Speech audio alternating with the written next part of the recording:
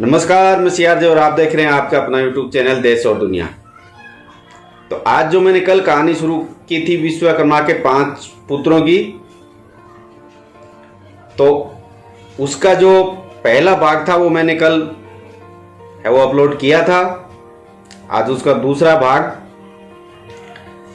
तो जब मैंने कल बताया था कि जो सबसे बड़े पुत्र थे मनु, वो पृथ्वी पर आते हैं और पृथ्वी पर आके वो एक जंगल में जा रहे होते हैं। जो विश्वकर्मा जी ने उसको बताया था कि पृथ्वी लोक पर तुम जाओ, लेकर के तुम वो आओ, काम सभी को वो आए पर आसानी से मिल जाए। तो वो जंगल में जा रहे होते, वहां पे उनको एक महात्मा ऋषि मुनि है वो साधना करते हुए, तप करते हुए वहां पे दिखते हैं। तो वो उसके पास जाते हैं कि शायद यहाँ से कुछ समाधान मिल जाए, कोई सुराग मिल जाए। तो वो उस ऋषि मुनि के पास जाते हैं और अपनी है वो पूरी बात बताते हैं कि भाई मुझे है वो इसलिए भेजा गया है और मुझे कहा गया है कि पृथ्वी लोक पर तुम जाओ, लेकर के तुम वो आओ, काम सभी को वो आए पर आसानी से मिल जाए। तो महात्मा उनको जवाब देते हैं कि पश्चिम पूर्व दिशा में जाओ, जिसे छू ना सको वो लेकर के आओ। अब एक तो पहले से ही पता नहीं था कि क्या लेकर के आना है, महात्मा जी ने और उलझा दिया। वो कह रहे हैं कि जिसे छू ही नहीं सकते वो लेकर के आ जाओ। लेकिन जैसा उन्होंने कहा, चलो महात्मा जी ने कहा है, चलिए उस दिशा में चलते हैं। तो उस दिशा में जब चलते हैं तो वहां पे आज के हिसाब से देखें तो जो पश्चिम पूर्व दिशा है, हिमालय उस साइड है, तो वो हिमालय की तरफ उनके कहने पे चल पड़ते हैं। अब चलते चलते आगे जंगल में एक और ऋषि मुनि उनको तपस्या करते हुए दिखाई देते हैं। तो उनके पास जाते हैं कि शायद यहां से अपना कोई सुराग और समाधान मिल जाए।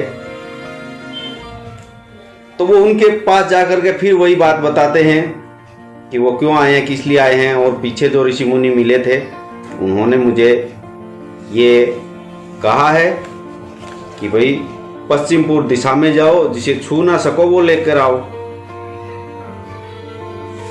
तो आप कुछ मार्गदर्शन करें मुझे, क्या करना है, कैसे, किधर जाना है,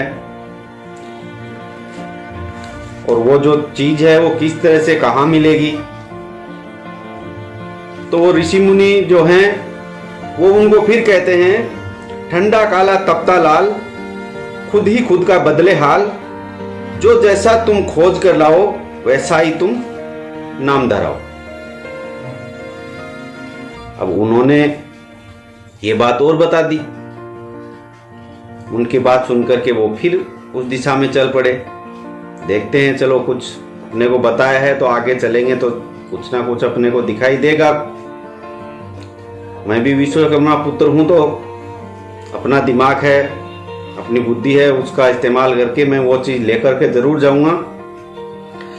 तो वो जैसे जैसे आगे बढ़ते हैं, शाम हो जाती है। तो शाम के टाइम में वो रात को विश्राम करने के लिए कोई सुरक्षित जगह देखते हैं। तो जो हिमालय पर्वत होता है उस पर वो पहुंच जाते हैं।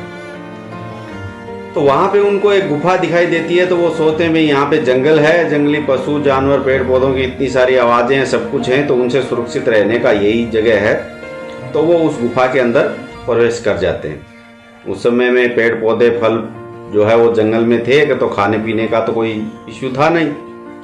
पानी भी हिमालय से नदियां निकलती हैं, पीने का भी कोई इश्यू नहीं था। सिर्फ रुकने का ही कि रात के समय में कैसे बिताया जाए रात। अब वो वहां पे रुक जाते हैं। तो रात को जब बैठे होते हैं तो उसे एक तरफ है वो एकदम लाल आसमान की तरफ धुआं उठता हुआ, आग निकलती हुई दिखाई देती है। जैसे वो दिखती है तो उन्हें वो महात्मा जी की बात याद आती है कि ठंडा काला तपता लाल। तो ये लाल तो है, लेकिन ठंडा होने के बाद में कैसा होता है ये तो पास में जाकर देखना ही पड़ेगा, तभी पता चलेगा। लेकिन हो ना हो मेरा जो लक्ष्य है वो यही है। अब वो रात भर वहां पे रुकते हैं, सुबह उधर उस दिशा में चलते हैं तो आगे देखते हैं कि एक ज्वालामुखी धधक रहा है और उसका जो लावा निकल रहा है, लेकिन उस लावा के पास तो बहुत दूर से इतनी गर्मी है कि पास तो जा ही नहीं सकते। तो एक बात तो तय है कि जो महात्मा ने कहा था कि जिसे छू ना सको वो लेकर आओ, तो इसे तो ये इतना है, छू तो कोई सकता ही नहीं इसको। लेकिन अब इसको लेकर के कैसे जाए, समस्या तो ये बड़ी है। तो वो फिर अपना दिमाग है वो लगाते हैं और वो उसको देखते हैं किस किस तरफ जा रहा है। तो वो जब चारों तरफ नजर दौड़ाते हैं तो देखते हैं कि एक नदी जा रही है और उस नदी में जाकर के उसका लावा है वो गिर रहा है।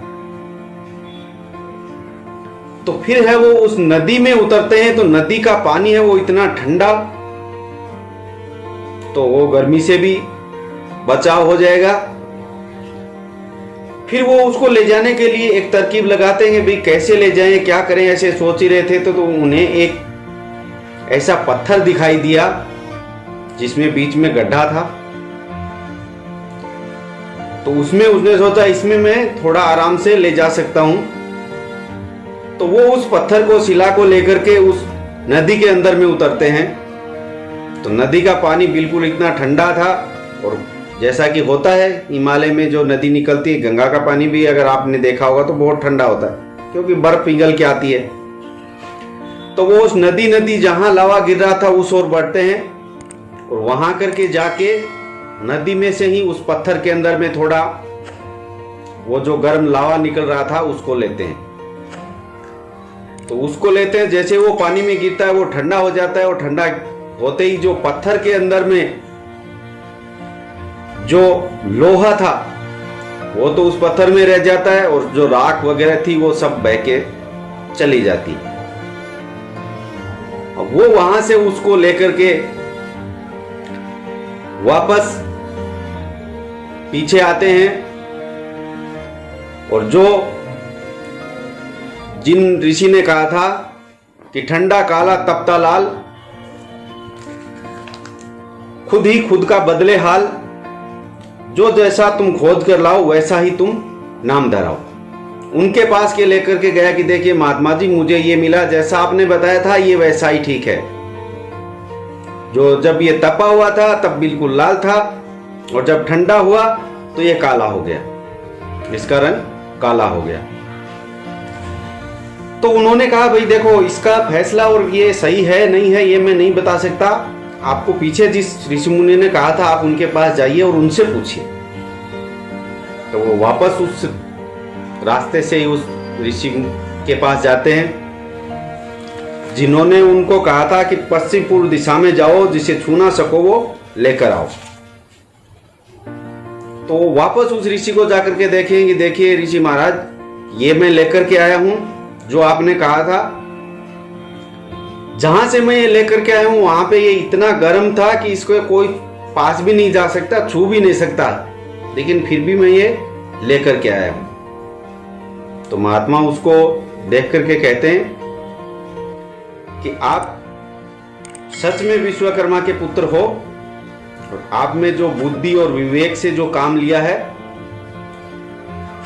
इसलिए ये जो चीज लेकर के आया हो इसको पृथ्वी लोक में लोहा कहा जाएगा, और आपको इसको खोजने वाला और इसका करने वाला लोहार के नाम से जाना जाएगा। तो तब वो लेकर के वापस विश्वकर्मा जी के पास जाते हैं और उनको बताते हैं कि देखिए ये मैं लेकर के आया हूं, ऐसे ऐसे ऋषि मुनि मिले थे। तो तब वहां पर जाकर के उनको पता लगता कि जो ऋषि मुनि मिले थे वो उन्हीं जो ब्रह्मा विष्णु और महेश थे, उन्होंने ही अपना स्वरूप अपना अंश वहां पे भेजा था। और इस तरह से आज की ये कहानी है, और इस तरह से जो लोहार वंश जो है वो वहां से आया था। तो आपको कहानी कैसी लगी ये मुझे कमेंट करके बताइए, और अगर कहानी अच्छी लगी हो तो प्लीज़ लाइक और शेयर ज़रूर किया करिए, ताकि हौसला मिले। आपके लिए इतनी अच्छी चीज़ें खोज करके लाया हूँ, आगे भी लाता रहूँगा। तो लाइक और शेयर ज़रूर कीजिएगा ताकि पता चले, हौसला बढ़े, और अपने समाज के लोगों तक ऐसी बातें पहुँचाइए। बहुत कम देखने को मिलती हैं ये कहानियाँ। मैं बहुत मुश्किल से आपको बताऊँ कहाँ से लेकर के आया हूँ, कैसे लेकर के आया हूँ, ये मैं जानता हूँ। आपको कहीं पे भी है वो आप खोज लीजिए, ये कहानियाँ आपको इंटरनेट पे नहीं मिलेगी। तो आज के लिए इतना ही। आगे इसका जो तीसरा भाग होगा वो लेकर के आऊँगा जल्द ही। तब तक के लिए दीजिए इजाज़त। धन्यवाद। जय हिंद।